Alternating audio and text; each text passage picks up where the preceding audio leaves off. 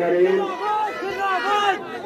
সম্মানিত সভাপতি, মঞ্চে উপবিষ্ট নেতৃবৃন্দ, প্রাণপ্রিয় ভাইরা, আসসালামু আলাইকুম ওয়া রাহমাতুল্লাহ। আমরা আজকে সন্ধ্যা 6টায় ইনশাআল্লাহ তফসিল পাবো। প্রিয় ভাইরা আমার, আমরা ইতিমধ্যেই আমাদের সম্মানিত ডিসি সাহেব, এসপি সাহেব, ইউনো সাহেব, ওসি সাহেবদের সঙ্গে আমরা কথা বলেছি।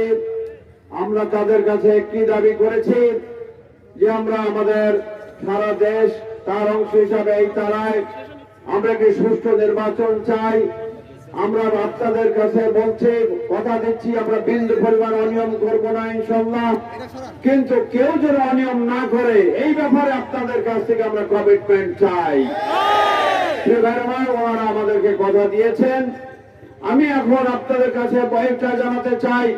প্রশাসনের কাছে আমাদের জোরালো দাবি যে বিগত দিনে যে সমস্ত অস্ত্র লুটপাট হয়ে গিয়েছে এবং বিভিন্ন বেআইনি অস্ত্র যারা ধারণ করে আছে, আমাদের অবিলম্বে দাবি এই তারার প্রত্যেকটি অবৈধ অস্ত্রকে উদ্ধার করা হোক, অস্ত্র অভিযান চালানো হোক এবং এই 93টা ভোট কেন্দ্রের প্রতিটা ভোট কেন্দ্রের জন্য নিরাপত্তা তৈরি করা হোক।